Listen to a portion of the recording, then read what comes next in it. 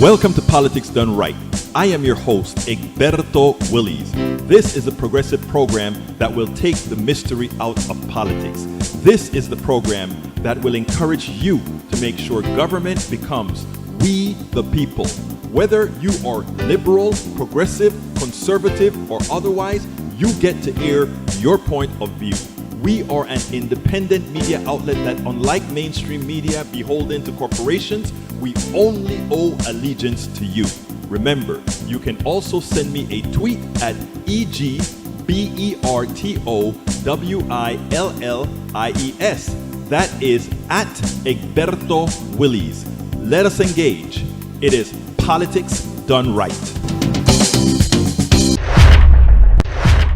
Well, folks, welcome to one more edition of Politics Done Right. I'm Egberto Willies, your host. Thank you so kindly for being a part of the show. We are going to have a great show for you today. If I'm a little bit, if I'm a little bit on the confused side, just know that I'm going through a few issues. But please bear with me. Please bear with me. How are all you guys doing? I hope everybody's doing just fine. You know what? We are going to get this done. Thank you so kindly for sharing, Michael Rudnin. Please, everybody, if you're just joining us, please remember that is one of the most important things for us to do, and that is to share these shows so that everybody can really start to see what's really going on out there. We are an independent news network. Our whole goal with our blogs, our whole goal with our shows, our whole goal with our books, everything is towards the cause, the progressive cause, to make sure that we are all well informed, that we are all ready to do what needs to get done. So thank you so kindly, everybody, for being here. We're all queued up, and the telephones as well. Let me make sure the telephones are up as well. And the telephones are up as well. Anyhow, what is the program going to be about today? We have a great program for you today. As usual, the program is starting with this Tucker Carlson lie must be answered. Trump ridicules himself. Heed this nurse. Paul, 4 hours the turkey is smoking. I bet that is going to be a great turkey, Paul. I bet that's going to be a great turkey. I bet you really know what you're doing too out there in the ATL. I know you know what you're doing. Anyhow, Tucker Carlson gave a rant that must not go unanswered. This nurse tells us an unbelievable truth. The president continues the clown show. So the first video that we're going to have today, but before I get to the video, did you guys just see President-elect just had a speech that he gave? What an encouraging speech. What a positive speech. What a speech that tells Americans what we ought to do, how we ought to behave. Whether you like Joe Biden or not, that was a very good speech.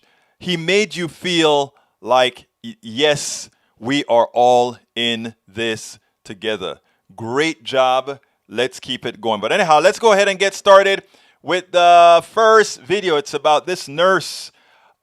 This is so bad. This is so bad. Check this out, and then we'll take it on the other side. This nurse has a message that I think every single Trump-supporting believer, every single person who believes the crap that Trump says should listen to. You shouldn't have to wait till you're in the position of this young man that this lady talked to really start waking up and changing what you're all about. Check this out.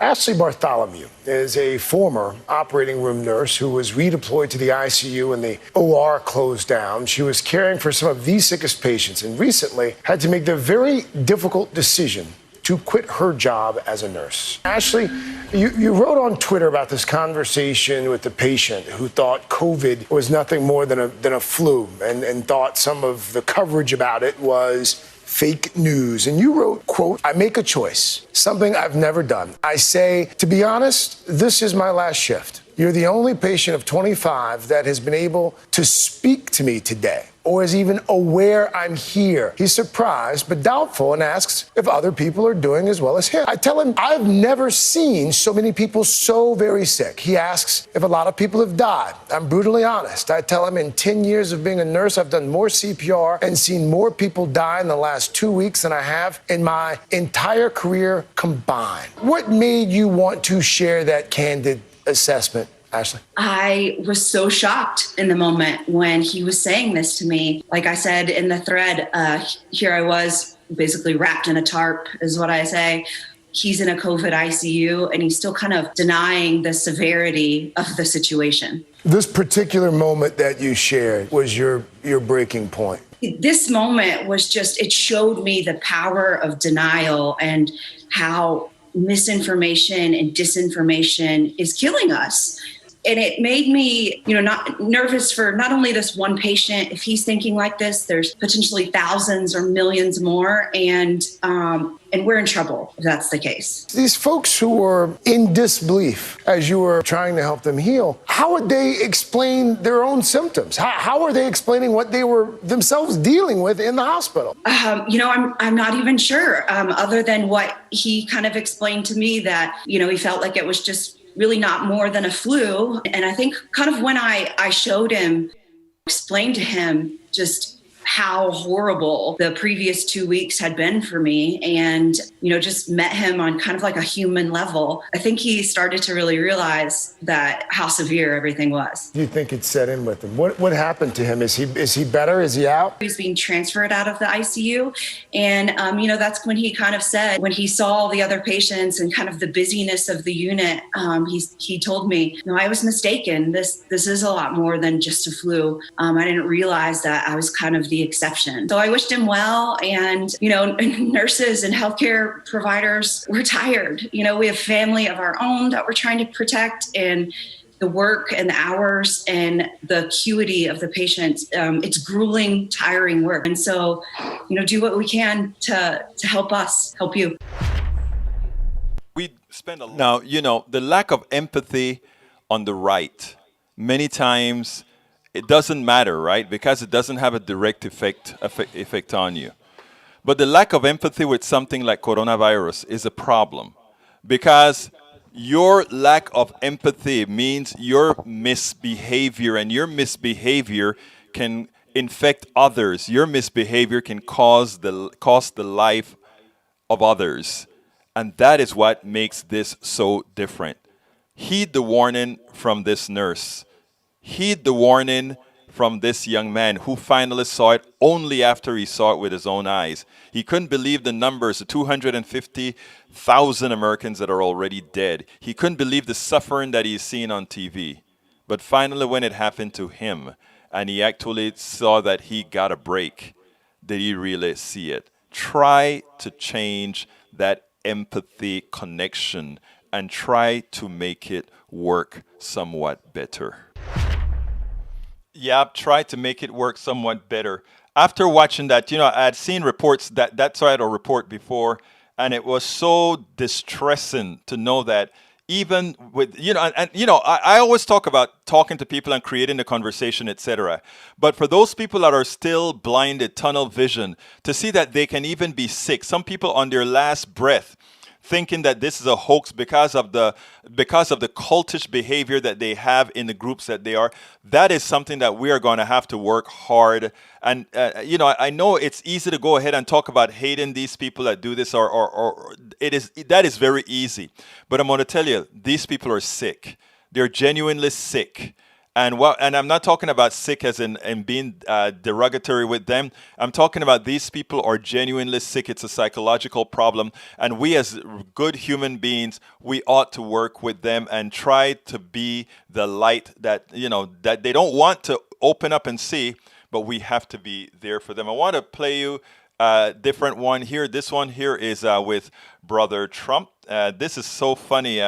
Remember the stock market, it went to a high level. The stock market went up like no other. And let me play this for you, and then you'll see what I'm talking about. How are your 401ks doing, huh? You want to see him crash? Vote for Sleepy Joe. You want to see him drop like a rock? If you want to have some fun with your family, explaining why is it down 80%, Dad? We don't love you anymore, Dad. If he got elected, this thing will crash. He said the stock market will boom if I'm elected. If he's elected, the stock market will crash. Biden wins, you're going to have a stock market collapse, the likes of which you've never had. Chance that Biden got in, you will have a stock market go down like you wouldn't believe. The stock market's just broken 30,000. Never been broken, that number. That's a sacred number, 30,000. Nobody thought they'd ever see it. I just want to congratulate all the people within the administration that work so hard. And most importantly, I want to congratulate the people of our country because there are no people like you. Thank you very much, everybody. Thank you. And that's what I'm talking about. You know, I mean, words mean nothing. You guys remember what we played with Mr. Ted Cruz yesterday? It was sad with Ted Cruz because Ted Cruz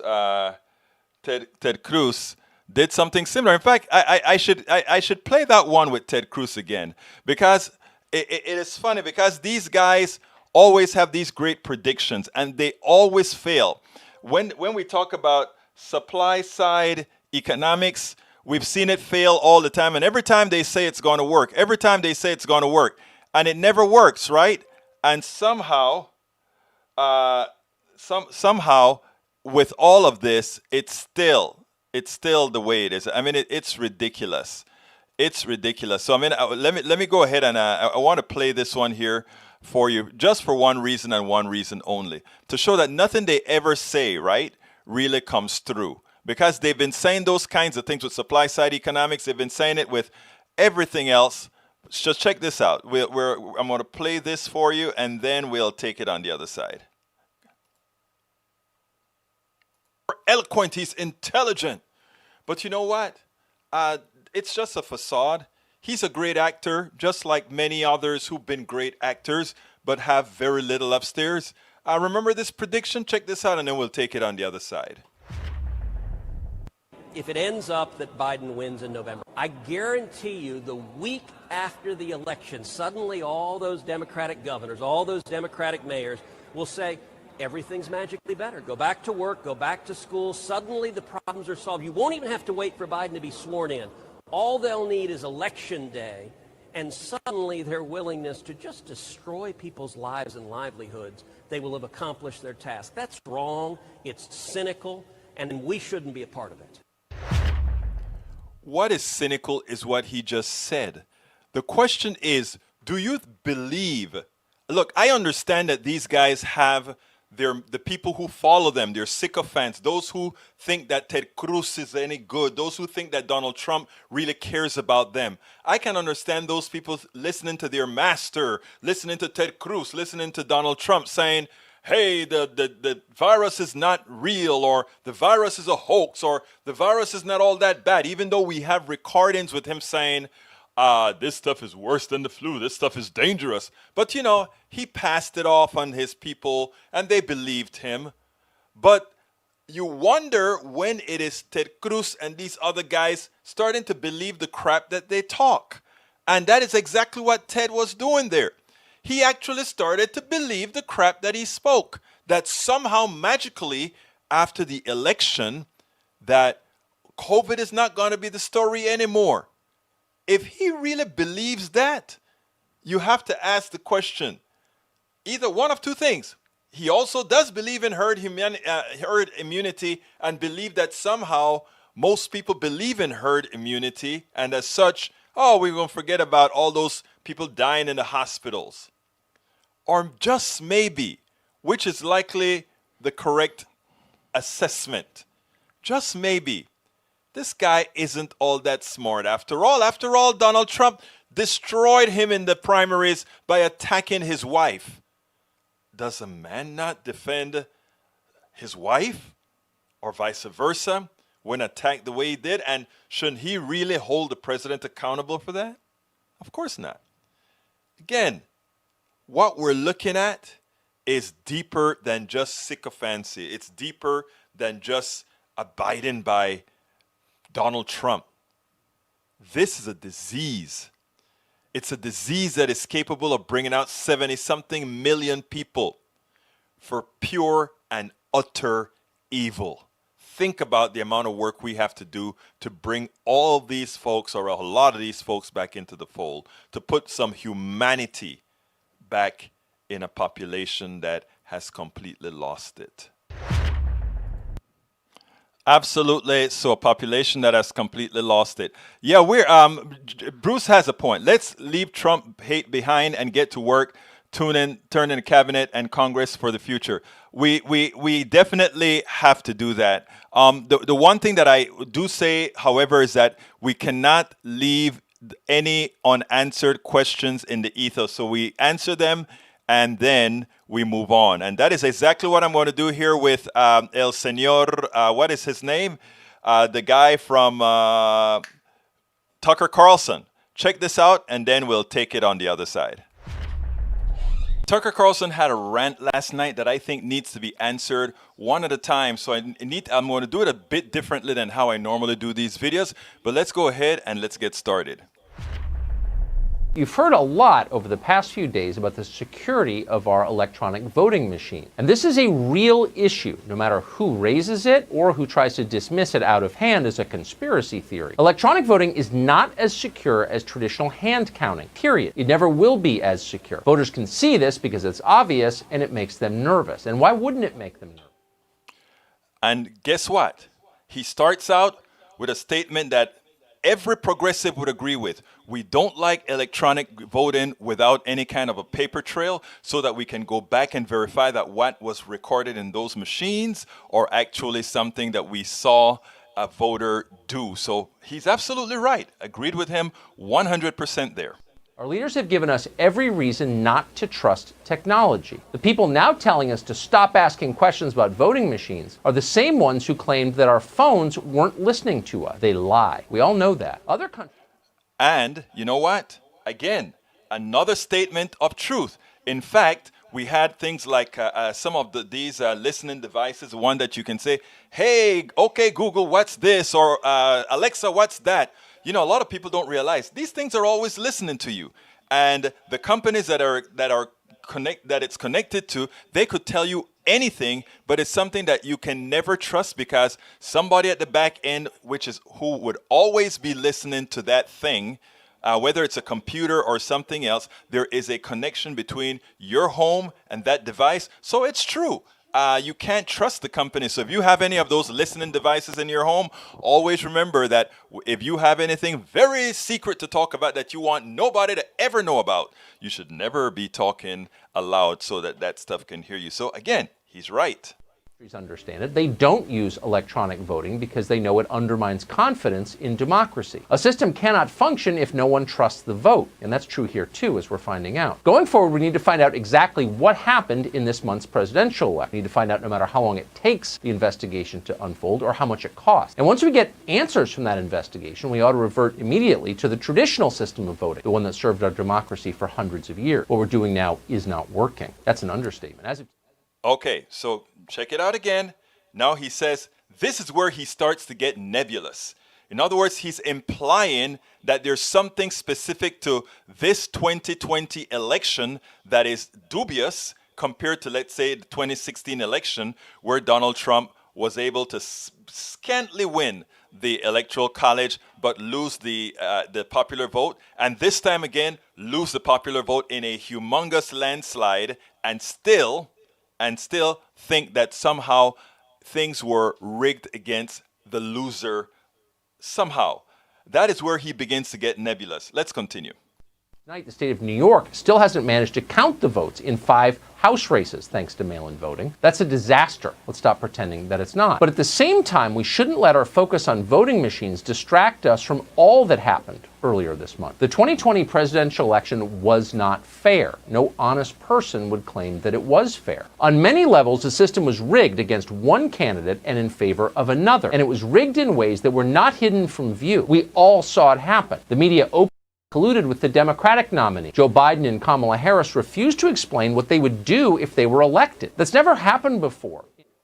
Okay, that is a statement that makes absolutely no sense. And why it doesn't make any sense is First of all, the media colluding with the Democrats, that's an oxymoron. You look at every Sunday program, Republicans are always very well represented, and of course, Democrats, we get somebody here and there every so often.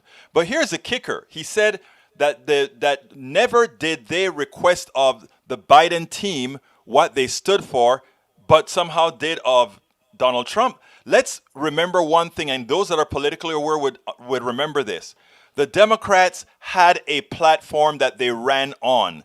They had a platform. It was a negotiated platform between the different factions within the Democratic Party, so they knew, the people who voted, if they wanted to know what Democrats stood for, they could always go to the platform, and there were items and items of what Democrats stood for. Guess what happened with the Republicans? Donald Trump had no platform. After the Republican convention, they decided they did not need a platform. So what Tucker Carlson is saying there is completely false. It's a lie. Any presidential election in American history, but the media allowed them to do it. At the same time, beginning in the spring, Democrats used our public health emergency for nakedly partisan ends. They punished Trump supporters for trying to gather, but they exempted their own activists, rioters and vandals from BLM and Antifa, from the COVID lockdown. Completely a lie. The truth of the matter is, back in February, Donald Trump knew that the coronavirus was lethal, more lethal than anything else.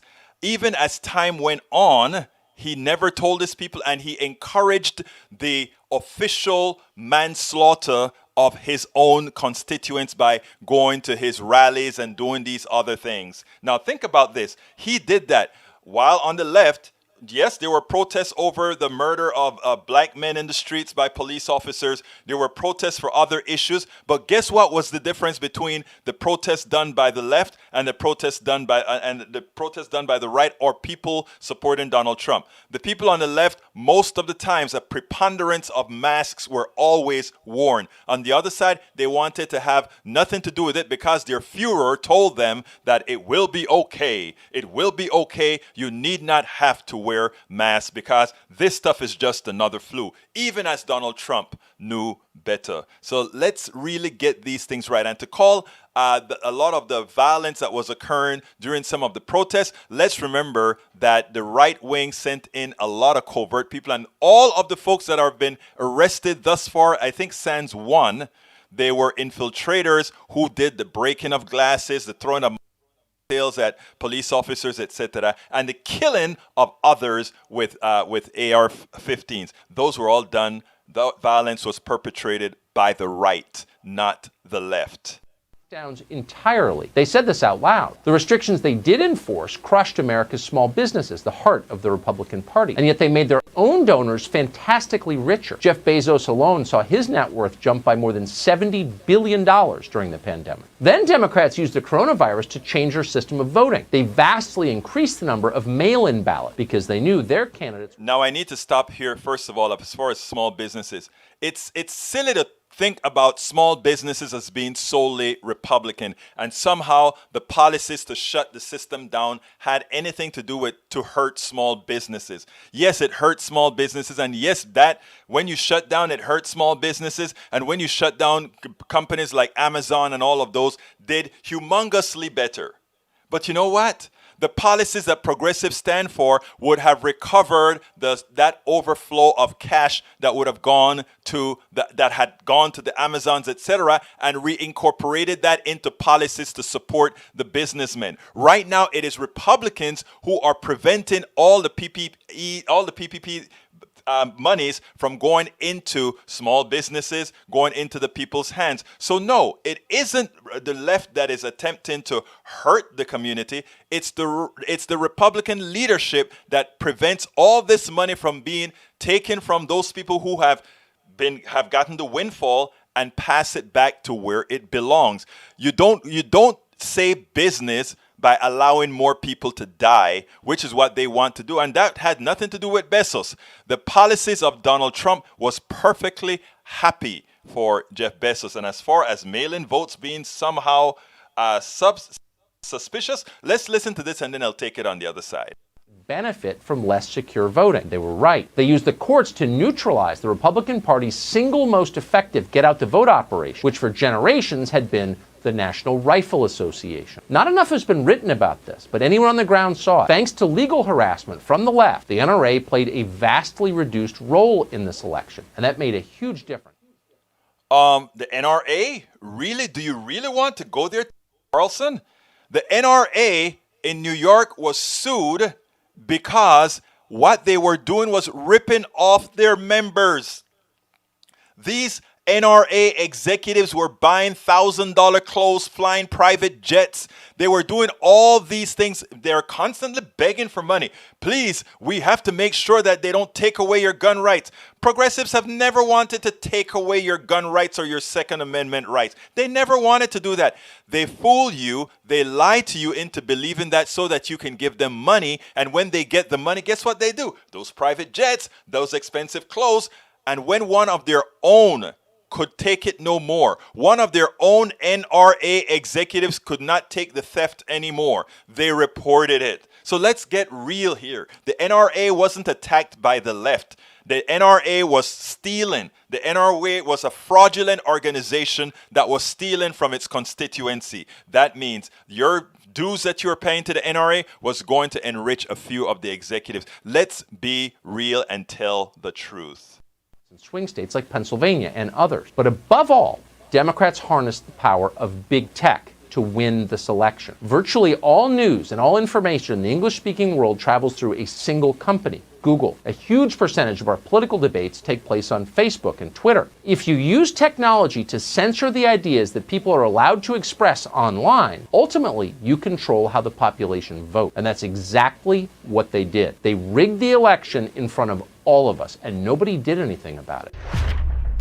Now that last point is so funny because we know from documentaries that were done that there was a concerted effort by the social media campaign by Donald Trump using several companies and harvesting data from Facebook to itemize and convince people of things, creating rallies false rallies from Russia. All these things are documented. That it was the Trump administration in 2016 that used social media to control people's minds. In the way they did that were to create false realities. They did that. We know about it. We understood it. It's documented. There are several HBO documentaries that were done about it. I can't remember any of them right now. But let's also remember that the owner of Facebook went ahead and had lunch with Donald Trump. And let's also remember that he told his own employees that they should take it easy on messages from the right.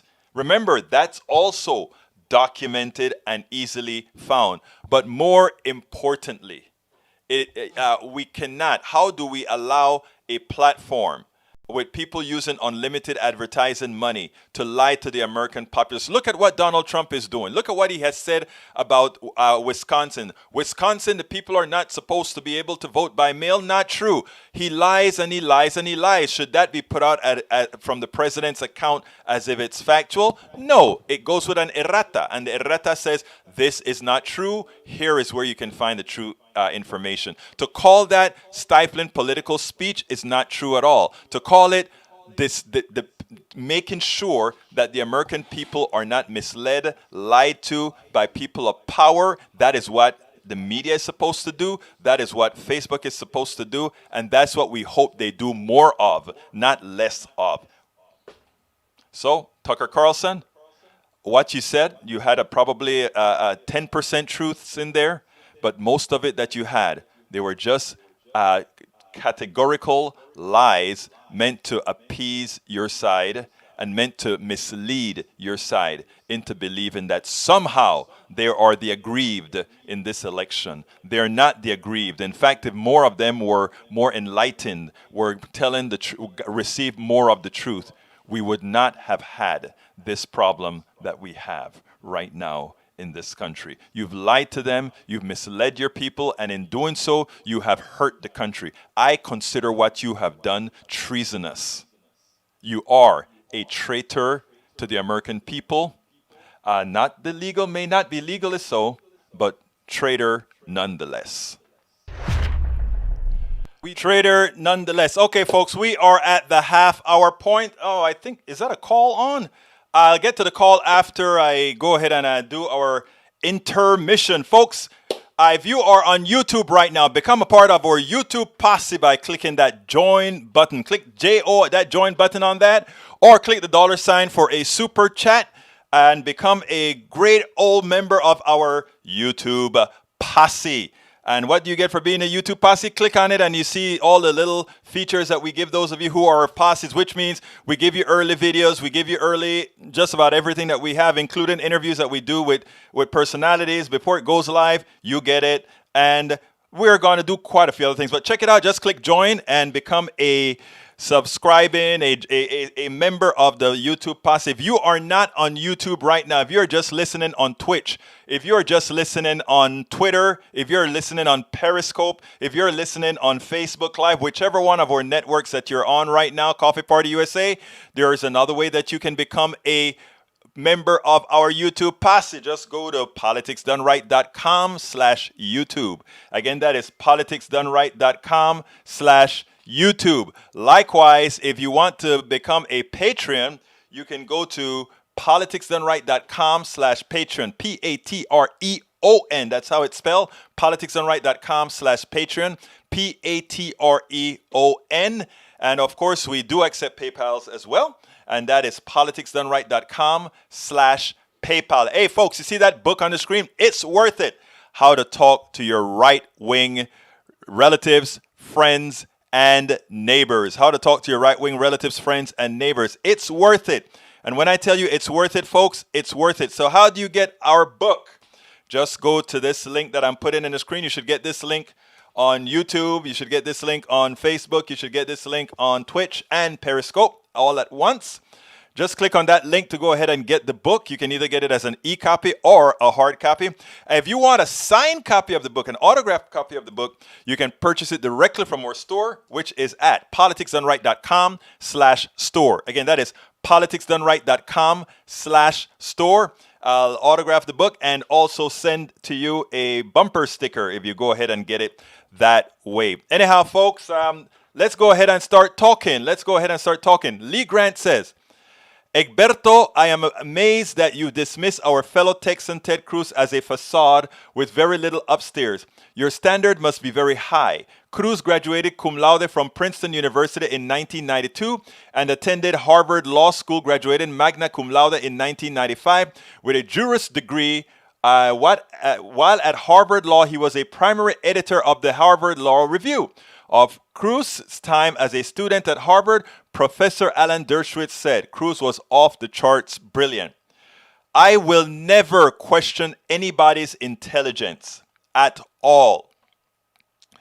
I don't think you have heard me question anybody's intelligence other than the intellect of Donald Trump, because Donald Trump displays his lack of intellect quite often. Now, as far as Ted Cruz is concerned, it is important for us to realize, okay, that you can be the most intelligent person in the world, but if you do things that are not intelligent, you are not. Same, Ben, thank you, Bridge MCP, I love you, girl. Bridge gave us the classic case that I need to display, and that is Ben Carson. Ben Carson is the #1 neurosurgeon, best neurosurgeon in the world. Separated Siamese twins, the whole works. He knows how those neurons fly and flicker. But becoming a Trump sycophant, all of that is forgotten. That he's cum laude or whatever is forgotten. Why? Because he never used it towards making it to humanity. It doesn't. So it doesn't matter how smart you look. Let me even be better. I don't even follow the bell curve all that well, right? I know a lot of people. And I listen to everybody in this room. And I would wager that everybody in this room has the potential to learn exactly the same things, given the same structures. Okay? You see, I'm not the one that believes that, oh, you are just made immaculately bright. Every now and then you run across a genius. Don't get me wrong. I understand that. Those are things we don't understand. But for the average person, including Ted Cruz, including you, Mr. Grant. I bet if I gave you the same circumstances as Ted Cruz, you would be cum laude as well. These are things that are governed by externality, will, and all this kind of stuff. So what I'm trying to say is you can be as intelligent as you want to be. If you're not doing intelligent things, what's the point? It is like singers, right? You go to a church and you hear this person who can sing perfectly. They hit every note. They hit every key. But they're not making millions of dollars. Then you hear this singer on the network singing, and they're off key, and sometimes they're on key. And that person is a multi-millionaire because they have everybody that's listening to them or whatever. They're not the best singer at all. So I guess what I'm saying is I don't judge people by how intelligent they claim to be or their papers say they are, but I judge people by what they do. It is so important to more judge somebody by what they do, because if you have some sort of intelligence out there and that intelligence isn't used to do good for people, what's the point? Just that you're intelligent? I don't see the point in just having intelligence. I know people. I give you a quick story. I went to University of Texas and all of that, got a degree in engineering, thought I was all that good stuff. And I'm going to call his name Leroy Gay. I don't even know if he completed high school. I know he never went to college. When I went to work for this particular company, he was the best programmer bar none. Best coder, best everything, knew about multitasking, the deadly embrace, everything about programming. And here I was, the young guy that started taking up computers and all that kind of stuff. And this guy is the person that I learned the most from. If I were to go on your standard and gone to the guy next to him that had a PhD, I would have learned very little. But that guy that taught me, that I am not even sure if he finished high school, that taught me the tricks of the PDP-11, that's the guy that I hold that oomph for. We have a tendency to judge on papers and on those kind of things. I judge on what have you done for humanity, what have you done to make things better. And that is why I judge the intelligence of Obama differently than I judge the intelligence of, let's say, a Cruz. Because this guy was very smart and he went ahead and he worked in the field. He worked all over the place, right? He did all of that. He used his intelligence to become president, to do better for others. You may not agree with a lot of things that he did. I don't. But he used what he had to make things better. I am hoping, I am doing the same thing with the attributes that I have. All these electronic stuff and whatever, given my engineering acumen, I could do it all on my own and didn't need, let's say, external things that would have cost a lot of money to put all of this together. So, and you out there, think about all the things that you do. We have to start reimagining what good is all about. We have to start reimagining what success is all about. When you talk about respecting that MBA who's out there making all that cash off of your work. Off of your work. That's what I'm talking about. Off of your work. Think about that. Think about that. So I want us to start, before I get into answering all the questions here, I want us to start reimagining who we respect and what we respect. It is so important because of who we respect and what we respect has caused us to have an economic system that screws us all. Because we worry about things like that investor has more value because he's putting his money at risk.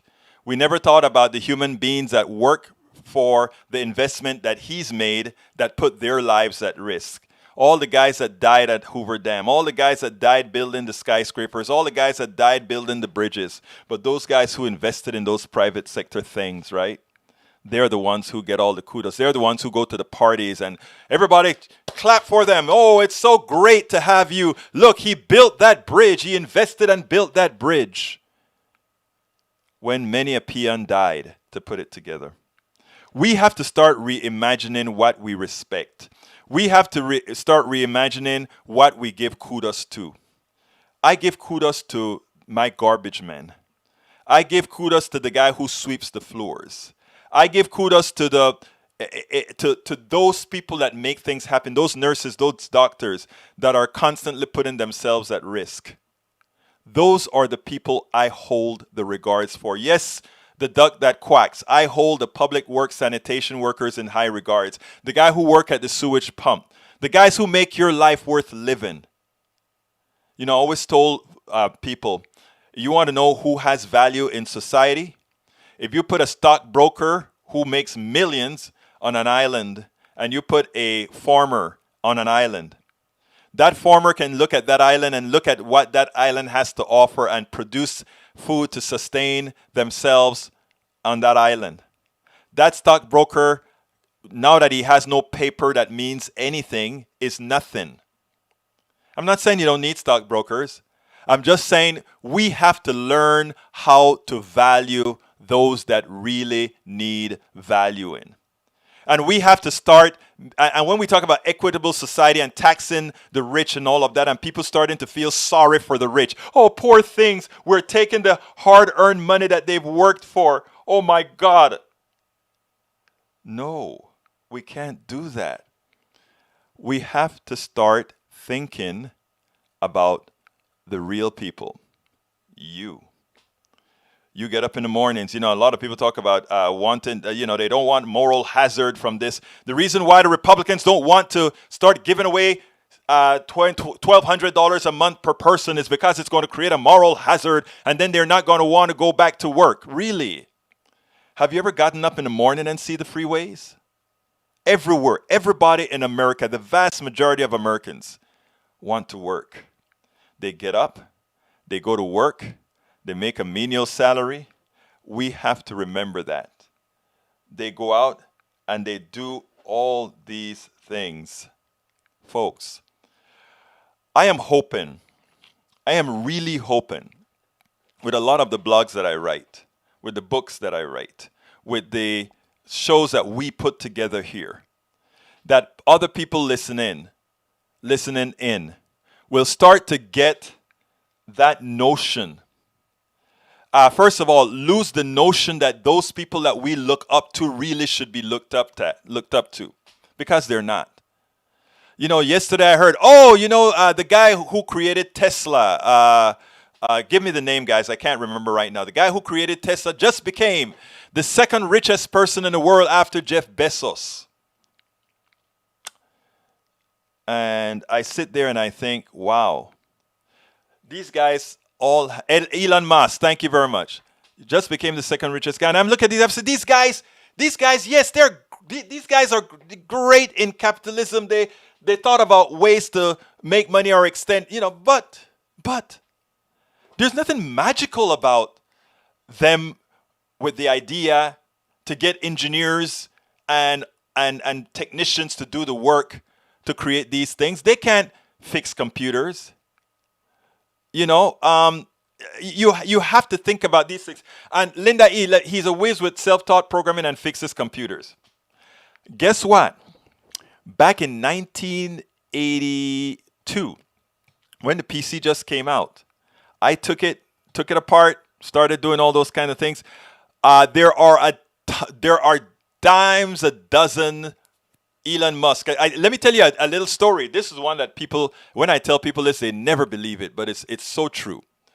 I went to the University of Texas. I started in 1980, I believe it was. And I think Dell started in, I think it was 82 that he started, if I'm not mistaken. One of those years. But I didn't know him at the University of Texas at the time that I went. But when I came to Houston, I used to build computers. These are PCs, and we used to buy parts all over the place and build these computers. And that's how I would supplement income. I was working at NASA. I would build computers. Actually, no, at that point, I was working for NL Industries. I would build these PCs. These were these 8-channel bus PCs and all. Build the PCs and sell them. So here's the deal, though. There's a company that came into pass.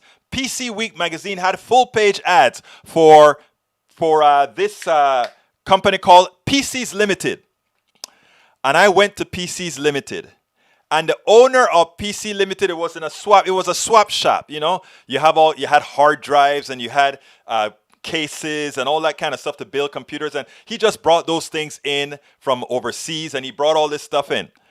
And then I went to PCs Limited in Austin.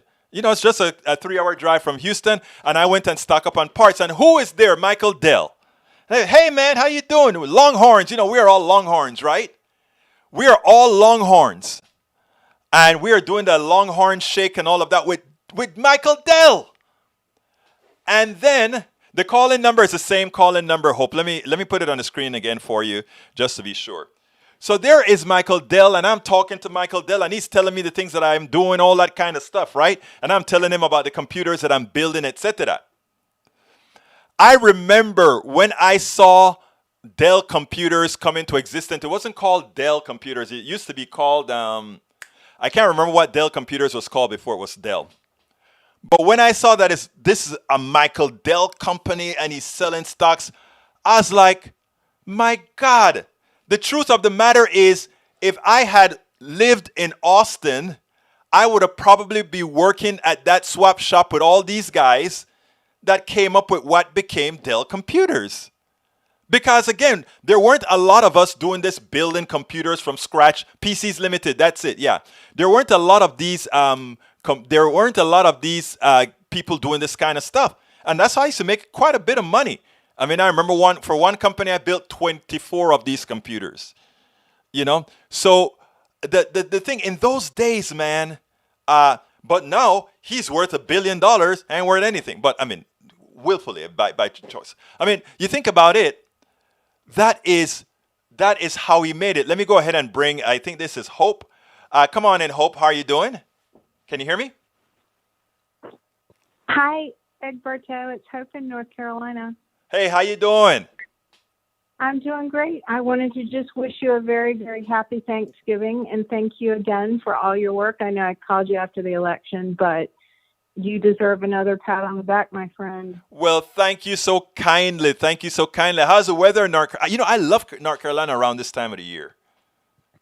It's nice. We had a beautiful fall, and, you know, I'm just so grateful for you and your work and some of the other people around the country who work so hard on the election. And I just can't really, I can believe that we are where we are. I just wish that a lot of people could kind of tune into why we are where we are.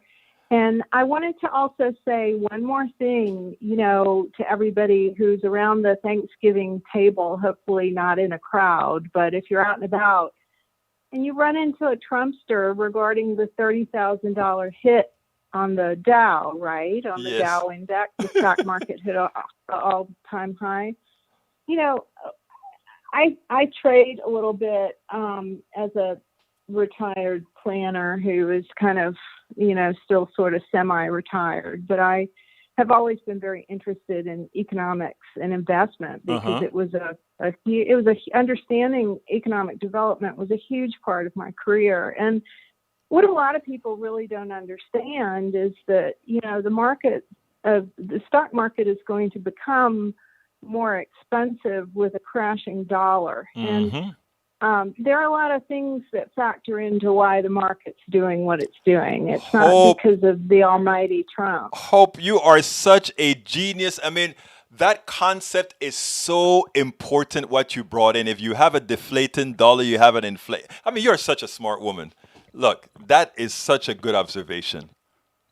Well, you're smarter yourself. I'm no economist, but it doesn't take an economist to see through this BS. And, I don't ever really want to say too much in defense of 45, okay? But I mean, they all do it. They all kind of take credit for it, and it's really simple math. I mean, part of why the markets are doing what they're doing too is, the electric energy stocks are absolutely on fire. Oh, yes. Tesla's getting ready.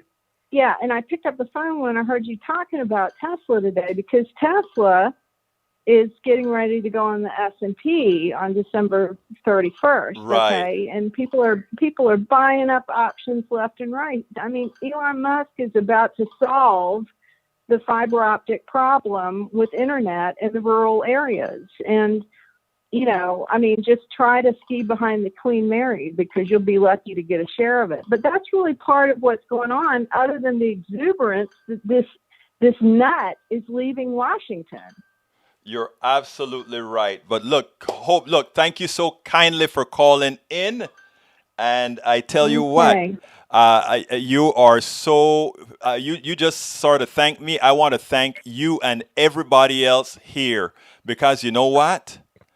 This is what's going to make it. This is what makes all of this happen. This is what makes all of this relevant. So I want to thank you for being a part of our posse, okay?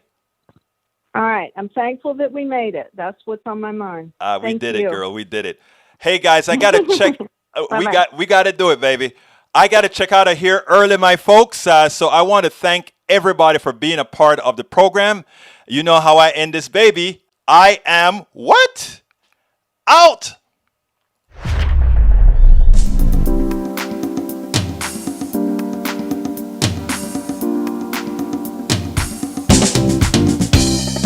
Welcome to Politics Done Right.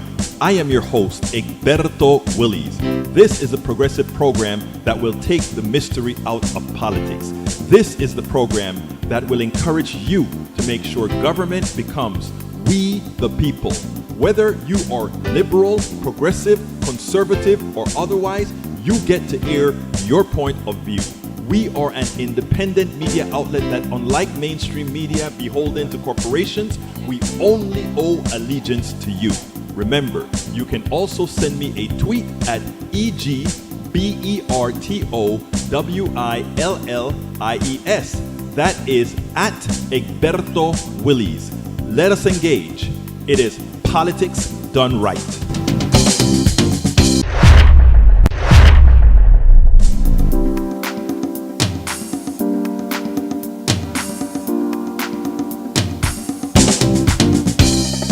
Welcome to Politics Done Right. I am your host, Egberto Willies. This is a progressive program that will take the mystery out of politics. This is the program that will encourage you to make sure government becomes we the people. Whether you are liberal, progressive, conservative, or otherwise, you get to air your point of view. We are an independent media outlet that, unlike mainstream media beholden to corporations, we only owe allegiance to you. Remember, you can also send me a tweet at EGBERTOWILLIES. That is at Egberto Willies. Let us engage. It is Politics Done Right.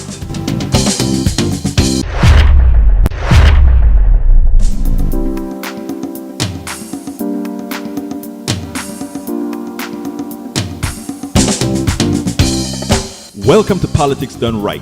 I am your host, Egberto Willies. This is a progressive program that will take the mystery out of politics. This is the program that will encourage you to make sure government becomes we the people. Whether you are liberal, progressive, conservative, or otherwise, you get to air your point of view. We are an independent media outlet that, unlike mainstream media beholden to corporations, we only owe allegiance to you. Remember, you can also send me a tweet at EGBERTOWILLIES. That is at Egberto Willies. Let us engage.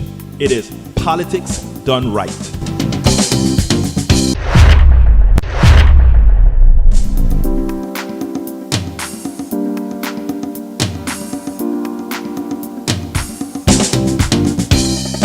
Welcome to Politics Done Right. I am your host, Egberto Willies. This is a progressive program that will take the mystery out of politics. This is the program that will encourage you to make sure government becomes we the people. Whether you are liberal, progressive, conservative, or otherwise, you get to air your point of view. We are an independent media outlet that, unlike mainstream media beholden to corporations, we only owe allegiance to you. Remember, you can also send me a tweet at EGBERTOWILLIES. That is at Egberto Willies. Let us engage. It is politics done right.